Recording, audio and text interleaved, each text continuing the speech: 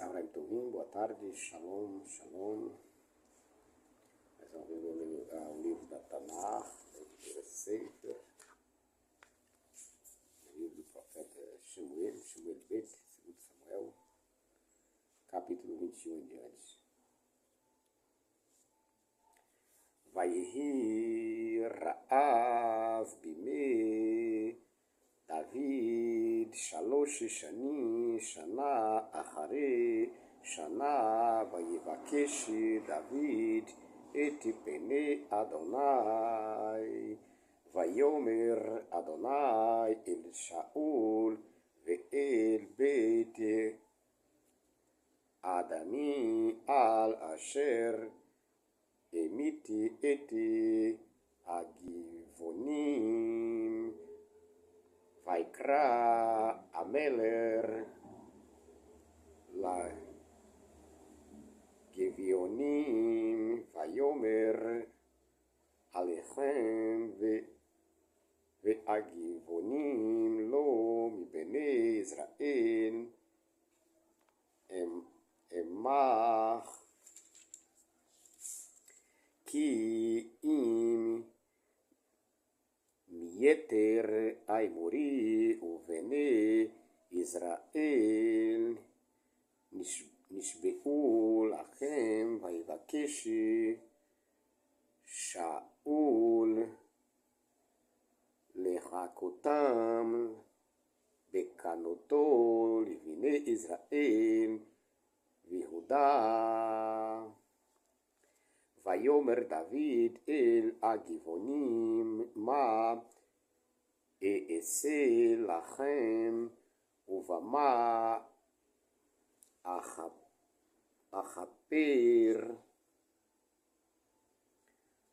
uvorchu eti nachalati Yehuda nachalati Adonai Vayomeru lo Agivonim Ein lanu kesef וזהב עם שאול ועם ביתו ואין לנו איש לחמיתי בישראל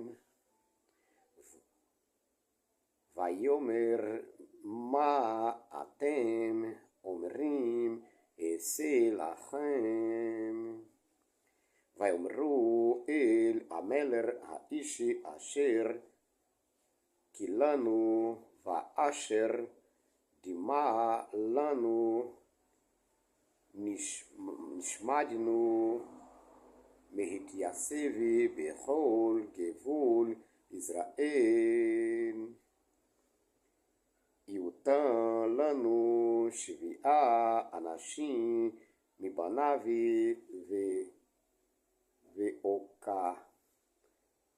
ואוקענום לאדוני בגבעת שאול בחיר אדוני ויאמר המלך אני אתן ויחמול המלך על מפיבושת בן יונתן בן שאול על שבועת אדוני אשר בנותם בן דודי ובן יונתן בן שאול ויקח המלך את שני בני רצפה ותהיה אשר ילדה לשאול את ארמוני ואת מפיבושת ואת 5 בני מיכל בת שאול אשר ילדה לאדריאל בן ברזילי המחולתי ויתנם ביד הגבעונים ויוקיעום בהר לפני אדוני ויפלו שבעתם יחד בהמה חומתו בימי קציר בראשונים, בתחילתי כתסיר שעורים, ותיקה רצפה, ותהיה אתי עסקי, ותתחו לה אל הצור, מתהילתי קציר עד ניתח מים עליכם מהשמיים, ולא נתנה אופי השמיים לנוח עליכם יומם, ואתי חייתי השדה לילה. ויוגדי לדוד אתי אשר עשתה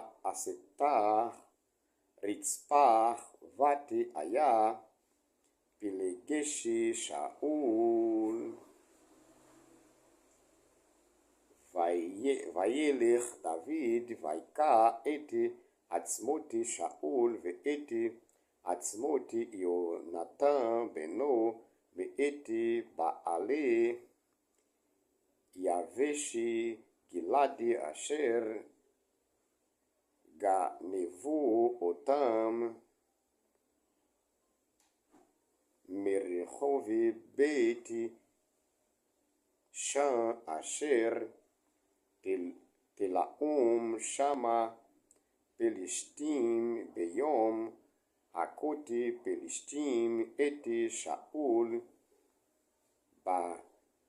בגלבוע.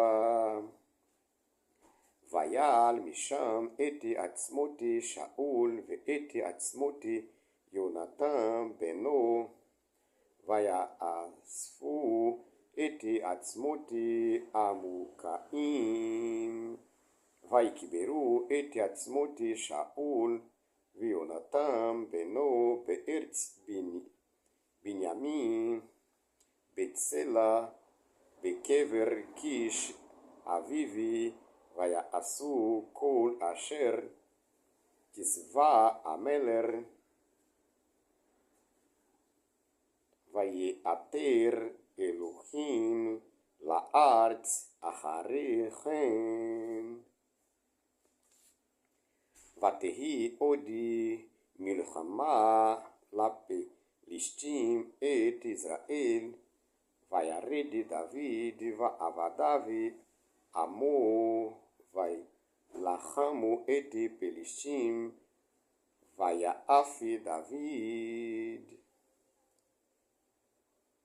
וישבי בנובי אשר בלידי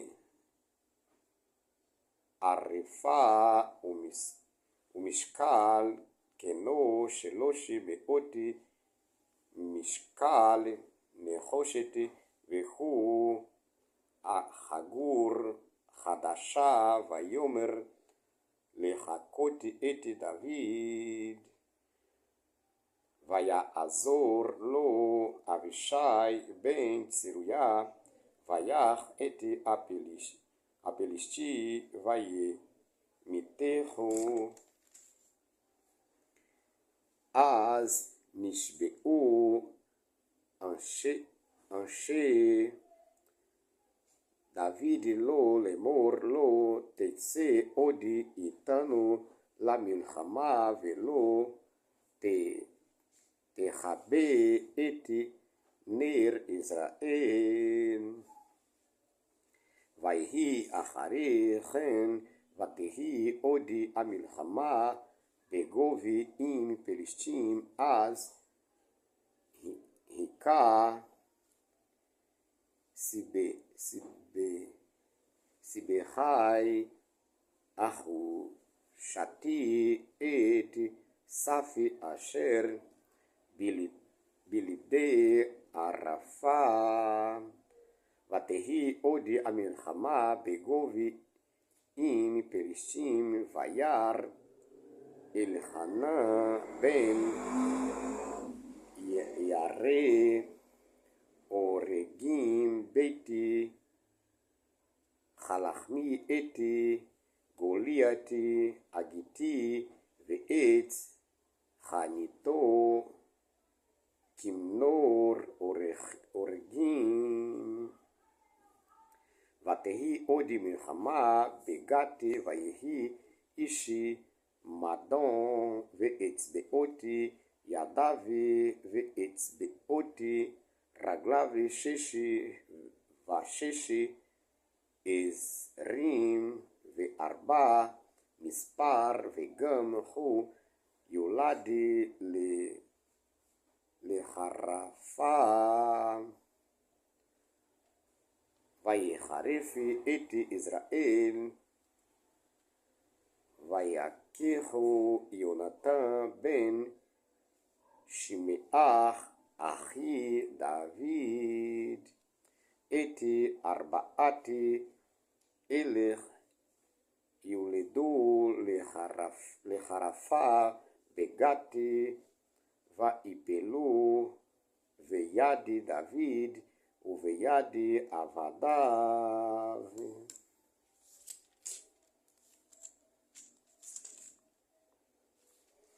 Tradução: nos dias de David houve uma fome de 3 anos consecutivos, e David consultou ao Eterno. E o Eterno disse: isto é por causa de Shaul e da sua casa sanguinária, porque matou os Givonitas. E o rei chamou aos Givonitas e falou com eles. E os Givonitas não eram dos filhos de Israel, mas sim do restante dos Emorim. E os filhos de Israel tinham feito uma aliança com eles. Porém, Shaul, no seu zelo à causa dos filhos de Israel e de Judá, procurou feri-los. E Davi disse aos Givonitas: o que devo fazer-vos e com que obterei expiação para que abençoeis a herança do Eterno? E os Givonitas lhe disseram: nossa questão com Shaul e sua casa não envolve prata nem ouro, nem pretendemos matar ninguém de Israel. E ele disse: o que disserdes, eu o farei. E disseram ao rei: do homem que nos destruiu e que intentou contra nós para que fôssemos assolados, sem que pudéssemos subsistir em território algum de Israel, que nos sejam dados 7 homens e seus filhos, para que os enforquemos ao Eterno na colina de Shaul, o eleito do Eterno. E o rei disse: eu os darei. Porém o rei poupou a Mefiboshete, o filho de Jonatã e neto de Shaul, por causa do juramento do Eterno que havia entre eles, entre David e Jonatã, o filho de Shaul. E o rei tomou a Armoni e a Mefiboshete, os 2 filhos que Ritzpá Bat Ayá dera à luz para Shaul, e os 5 filhos de Merav, criados por sua irmã, Michal Bat Shaul, que dera à luz para Adriel, Ben Barzilai, o Meholita, e os entregou na mão dos Givonitas, que os enforcaram no monte, perante o Eterno. E os 7 caíram juntamente, e foram mortos nos primeiros dias da colheita, no princípio da cega das cevadas. E Ritzpá Bat Aya pegou um pano grosso e o estendeu sobre uma rocha. E desde o princípio da colheita até que a água caiu do céu sobre os corpos, não deixou as aves do céu pousar sobre eles de dia, nem os animais do campo de noite. E foi dito a David o que fez Ritzpá Bat Aya, a concubina de Shaul. Então David foi e tomou os ossos de Shaul e os ossos de Jonatã, seu filho, dos moradores de Yavesh-Gilad, que os haviam furtado da praça de Bet-Shan, onde os filisteus os haviam pendurado, quando os filisteus feriram Shaul em Gilboa. E fez subir dali os ossos de Shaul e os ossos de Jonatã, seu filho, e ajuntaram a eles os ossos dos enforcados. E enterraram os ossos de Shaul e de seu filho Jonatã na terra de Benjamim, em Tselá, na sepultura de seu pai Quish, e fizeram tudo o que o rei ordenou. E Hashem se aplacou com a terra. E os filisteus tiveram mais uma guerra contra Israel, e David desceu, e com ele os seus servos, e lutaram tanto contra os filisteus que David se cansou. Ishbi, de novo, que era dos filhos do gigante, cuja lança pesava 300 ciclos de cobre, que tinha uma espada nova, intentou matar David. Porém Avishai ben Tseruiá o socorreu, e ferindo o filisteu, matou-o. Então os homens de David lhe juraram, dizendo: não mais sairás conosco à batalha, para que não se apague a lâmpada que ilumina Israel. Depois disso aconteceu em Gove outra batalha contra os filisteus. E Sibihai, o Rushatita, feriu Asaf, que era outro dos filhos do gigante. E aconteceu ainda outra batalha contra os filisteus em Gove. E Elhanan ben Yaari, dos tecelões de Betlehem, feriu a Goliate, o Giti. E a empunhadura de sua lança parecia um pau de tear.